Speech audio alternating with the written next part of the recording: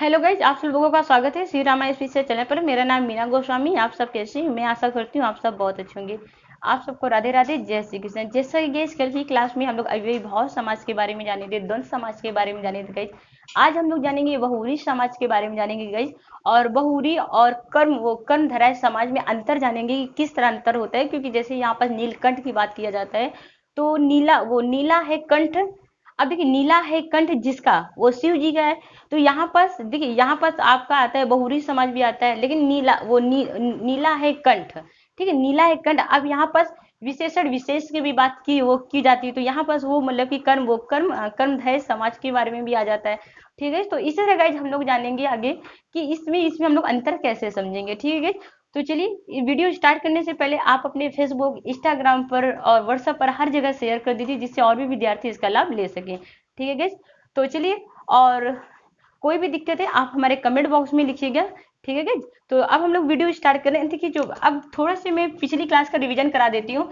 जैसे हम लोग समास के बारे में पढ़ते हैं गाइज। किसके बारे में पढ़े थे? समास। जो भी मेरे नए विद्यार्थी हैं, मैं उनसे यही कहूंगी आप पिछली क्लास जरूर देख लीजिएगा, जिससे आप लोगों को अच्छी तरीके से आप समझ पाएंगे। ठीक है, समास किसे कहते हैं? अगर समास की मैं बात करती हूँ तो समास दो या दो से अधिक शब्द मिलकर एक नए शब्द का क्या करते हैं? निर्माण करते हैं। उसे हम क्या कहते हैं? समास कहते हैं। ठीक है, अब समास के अंदर अगर शायद ये एक मैं उदाहरण आपको देकर समझाती हूँ। जैसे जैसे यहाँ पास दिया है अन्न जल, अन्न जल।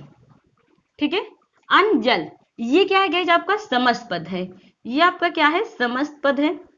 समस्त पद है। ठीक है, अब अगर शायद हम इसको हम समास विग्रह करते हैं तो अन्न और जल, अन्न और जल। ठीक है, अन्न और जल, ये मतलब गाइज क्या हो गया? आपका समास विग्रह हो गया। क्या हो गया? समास विग्रह हो गया। ठीक है, अब आप लोगों के दिमाग में आ रहा होगा कि मैम जैसे यहाँ पास होता है कि प्रधानता के आधार पर हमारे समास कितने होते हैं? 4 होते हैं। प्रधानता के आधार पर 4 होते हैं। ठीक है, कौन कौन से आपके होते हैं? अव्ययीभाव समास होते हैं, द्वंद्व समाज होते हैं आपके, और आपका बहुव्रीहि समाज होता है, तत्पुरुष समाज होता है। ठीक है, अब देखिए प्रधानता के आधार पर, अब देखिए यहाँ पर जैसे आपका दिया हुआ है प्रधानता के, जैसे ये आपका कौन सा पद? देखिए, समस्त पद के अंदर 2 पद आते हैं आपके।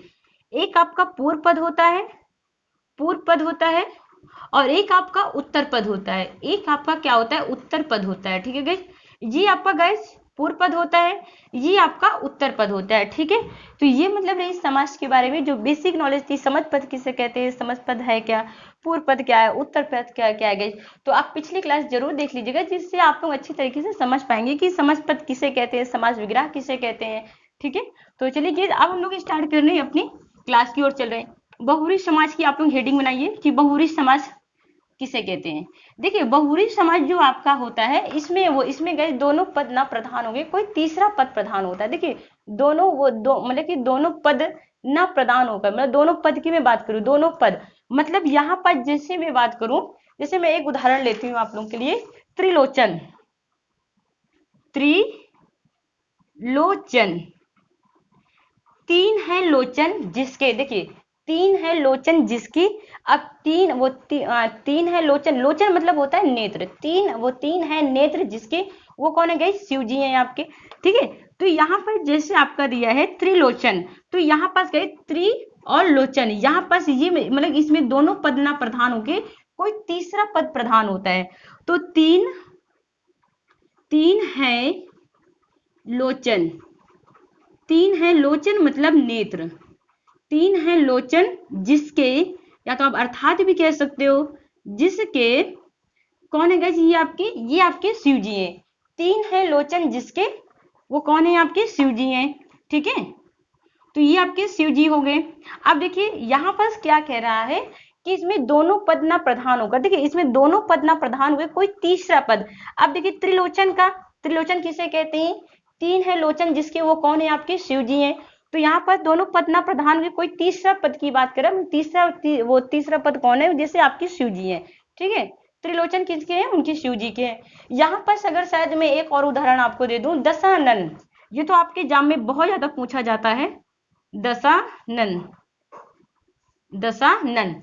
अब दशानन किसे कहते हैं गाइस? देखिए 10 है आनन, आनन मतलब मुख, ठीक है, 10 है आनन, तो यहां पास आप लिखेंगे 10 है आनन।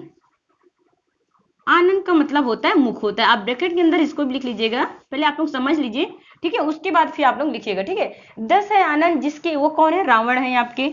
10 है आनन जिसके, वो कौन है आपके? रावण जी है, रावण है, कौन है? रावण है, ठीक है। 10 है आनन जिसके, कौन है वो? रावण है। अब देखिए दशानन किसे कहते हैं, आप तुरंत समझ जाते हैं कि दशानन किसे कहते हैं? रावण को कहते हैं। मतलब इसमें दोनों पद ना प्रधान होकर कोई तीसरा पद क्या होता है? प्रधान होता है, ठीक है। तो उसे मतलब गाइस हम क्या कहते हैं? बहुरी समाज आपका होता है, जो बहुत ज्यादा आपकी एग्जाम में पूछा जाता है। महात्मा, देखिए आपकी एग्जाम में ये भी पूछ लिया जाता है महात्मा। अब महात्मा का अगर शायद हम समास विग्रह करते हैं तो महान है आत्मा जिसकी, देखिए महान है आत्मा जिसकी, तो यहाँ पास कौन है? अगर यहाँ पास बात करिए महान है आत्मा, महान है आत्मा जिसकी, तो वो गाइस कौन है? महान है आत्मा जिसकी, वो मतलब कौन है? आपकी ऋषि मुनि। कौन है गाइस? ऋषि मुनि है, ठीक है। आपके महान है आत्मा जिसकी, वो कौन है आपके? वो आपकी ऋषि मुनि है। कौन है गाइस? ऋषि या मुनि कह लीजिए, ठीक है, ऋषि या मुनि कह लीजिए, ठीक है, या ऋषि कहिए या मुनि कहिए, ठीक है।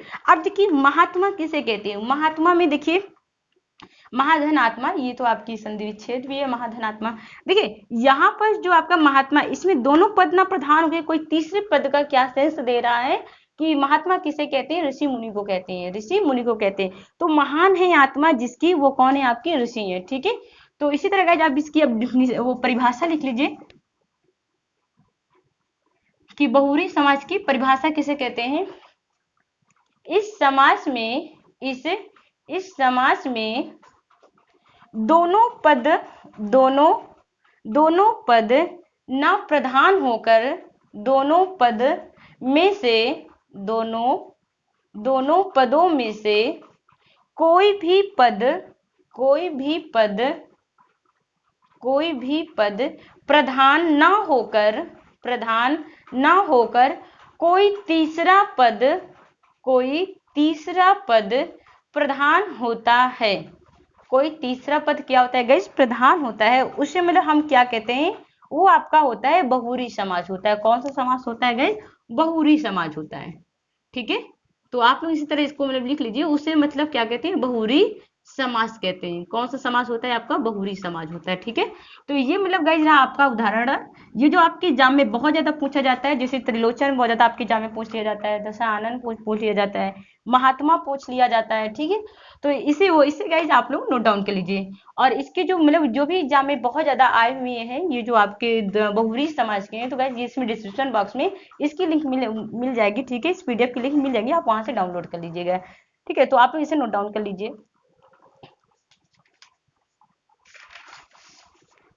अब देखिए गाइस यहाँ पास हम लोग जानेंगे बहुरी समास, बहुरी और कर्मधारय समाज में अंतर जानेंगे, ठीक है। आप इसे नोट डाउन कर लीजिए, यहाँ पास हेडिंग बनाइए, यहाँ पर बहुरी, बहुरी तथा कर्मधारय, कर्मधारय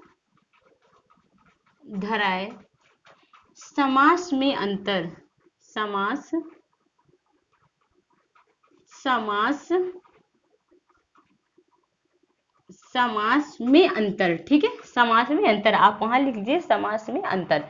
अब देखिए यहाँ पर अगर शायद बात की जाए कि मैम यहाँ पर हम कैसे मतलब पहचानेंगे कि बहुरी समाज है कि कर्मधारय समाज है, तो वहां पास आप एक चीज गौर करिएगा कि वहां पास किस समाज की बात, वहां पास ऑप्शन आपका दिया होगा, ठीक है। आप वहां पास ये देखिए, जैसे यहाँ पास एक उदाहरण हम लेते हैं नीलकंठ, नीलकंठ, नीलकंठ।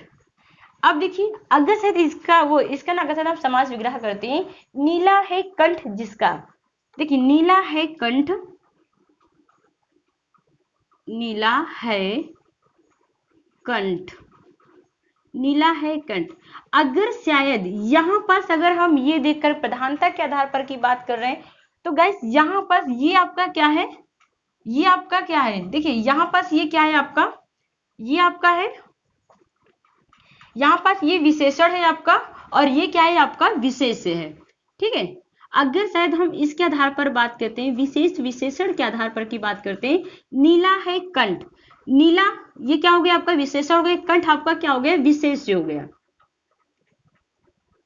ठीक है, अगर इसके आधार पर अगर हम बात करते हैं तो ये गाइज आपका हो जाएगा, अगर हम विशेषण विशेष के आधार पर की बात कर रहे हैं तो ये मतलब गाइज आपका हो जाएगा कर्म, वो कर्म धराय समास हो जाएगा। ठीक है, अगर यहाँ पास अगर शायद हम बहुव्रीहि समाज की बात कर रहे हैं कि नीला कंठ, नीला है कंठ जिसका, अब देखिए इसका अभी मैं आपको परिभाषा लिखा दूंगी। ठीक है, पहले आप लोग समझ लीजिए, नीला है कंठ, नीला है कंठ जिसका, तो नीला कंठ किसका है, तो आप ये बताइए, नीला वो नीला है कंठ जिसका वो कौन है, शिव है, वो आपके कौन है, शिव जी हैं। कौन है आपके, शिव जी हैं।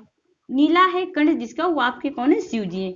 अगर शायद गैस यहाँ पास अगर शायद हम कर्म धराय की समाज की बात करें तो यहाँ पास विशेषण विशेष के रूप में देखते हैं। अगर शायद यहाँ पास हम इस पर्पज से देखें कि इसमें दोनों पद ना प्रधान हुए, कोई तीसरा पद आ रहा है, वो कौन है, शिव जी हैं आपके, तो यहाँ पास ये आपका हो गया बहुव्रीहि समास हो गया। ठीक है, तो यहाँ पास क्या होता है गैस, यहाँ पास दोनों पद गौड़ हो जाते हैं, आपका पूर्व पद और उत्तर पद क्या क्या होता है, गौड़ हो जाता है, और कोई तीसरा पद क्या होता है, आपका प्रधान होता है। ठीक है, तो यहाँ पास हम इस तरह इसको समझते हैं बहुव्रीहि समाज में। तो ये गैस आपका हो गया कर्म धराय समाज हो गया आपका।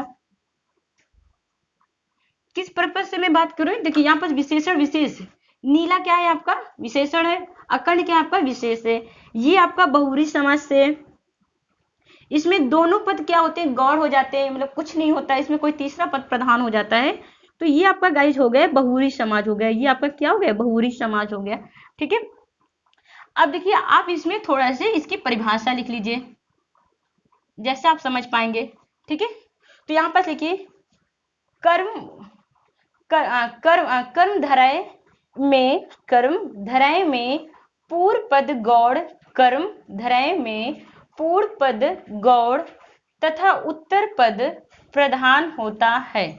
ठीक है, कर्म धराय में पूर्व पद गौड़, उत्तर पद प्रधान होता है, जबकि बहुव्रीहि समाज में बहुव्रीहि में दोनों पद गौड़ तथा तीसरा पद क्या होता है, प्रधान होता है। गाइस इसमें गाइस क्या होता है, दोनों पद गौड़ हो जाते हैं, कोई तीसरा पद प्रधान होता है, लेकिन कर्म धराय समाज में क्या चीज होता है गाइस, कि इसमें पूर्व पद गौड़ हो जाता है, इसमें उत्तर पद क्या होता है, प्रधान हो जाता है। ठीक है, तो यहाँ पर जो गाइस हम लोग देखे हैं विशेषण विशेष की उसमें से देखें, अगर विशेषण विशेष की उसमें से देखते हैं तो गाइस यहाँ पास वो आपका हो जाएगा कर्म धराय समाज हो जाएगा। और अगर शायद यहाँ पास बहुव्रीहि समास में देखते हैं कि नीला है कंठ जिसका, वो आपका शिव जी का हो जाएगा। ठीक है, तो अब वहां पर गौर करिए कि एग्जामिनर किस उसमें से दे रहा है आपको, अब वहां पर कैसे आप टिक करके आओगे। अगर वहां पर दिया होगा कर्म वहां पर दिया बहुव्रीहि समाज दिया, कर्मधारय समाज नहीं दिया, तो आप वहां पास क्या मार के आएंगे, बहुव्रीहि समाज मार केंगे। अगर वहां पास अगर शायद बहुव्रीहि समाज ने दिया है और कर्म धराय समाज दिया, तो वहां पास आप इसको टिक करके आएंगे। ठीक है, तो ये गाइस रहा आपका बहुव्रीहि समाज तथा कर्म धराय समाज में अंतर रहा। ठीक है, तो अब कल की क्लास में हम लोग पढ़ेंगे तत्पुरुष समाज के बारे में जानेंगे, पूरा मतलब डिटेल से मतलब कि जानेंगे। ठीक है, कल की क्लास में मिलते हैं। ओके, धन्यवाद।